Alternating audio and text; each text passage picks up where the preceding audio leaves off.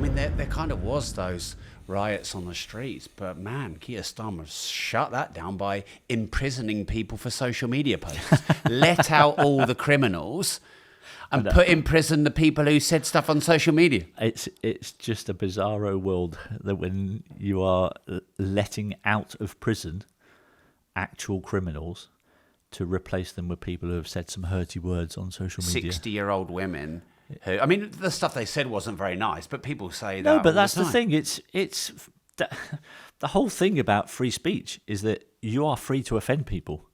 Now, you can't give offence to people. You can't offend somebody can only take offence. Right. If you could sit there right now and do abuse that. me for 5 minutes verbally with the most disgusting stuff you could ever do, and it's my choice whether I get upset about it or I just go, actually, you're being a bit of an idiot, I'm going to ignore that, and crack on. And that's how life should be. You know, you don't. I think the worst thing that stopped in this country when I was growing up, we had this wonderful saying that sticks and stones might break my bones, but names will never hurt me.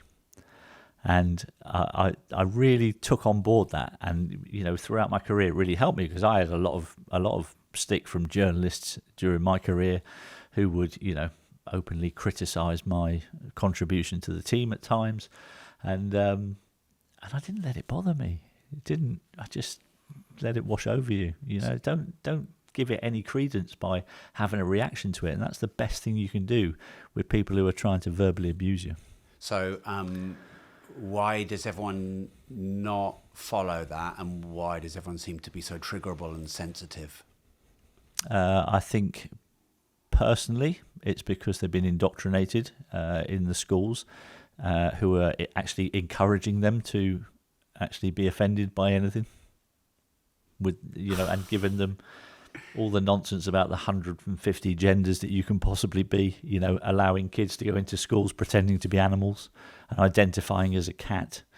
And, you know, these people have mental illnesses and they should be treated as such. They shouldn't be pandered to. Somebody should actually be trying to help them, not pander them. And is this what is called wokeness? That's a very broad term. I think that covers a lot of stuff. I think that's part of it, the whole gender ideology stuff. I don't think you can define wokeness as one single thing or one single entity. If there is a big problem in society, what is it then? What is it? Where do you start? Well, I think personally, if you wanted to fix things, I think you'd start at looking at the education system and how kids are taught these days and what they're taught. Because I think our education system has been hijacked By, I would say, probably left-leaning activists. I would say that's probably the best way to describe it. I think they're being taught stuff at an age that they shouldn't be taught stuff. I think we're not allowing kids to be kids anymore. We're trying to teach them things that they don't need to know till they're a lot older.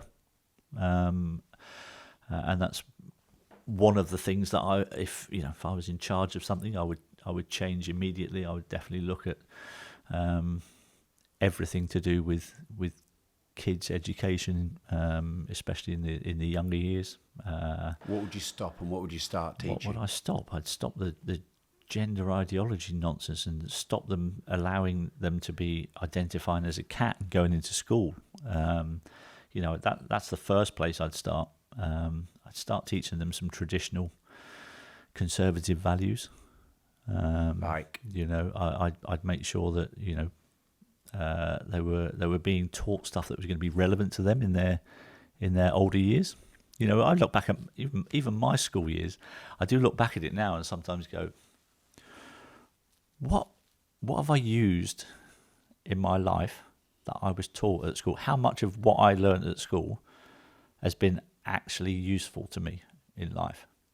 Now, one of the things that that I look back on and go, blimey, why did nobody ever explain to me when I was at school about the importance of money and budgeting and how much interest you're going to pay on stuff when you get a mortgage, and all the really basic stuff that's going to all that kind of stuff. None of that was taught to us at school. We had to kind of grow up as adults and start learning as we go. Well, as a footballer as well, you get paid, then the agent gets their bit, and then there's the tax.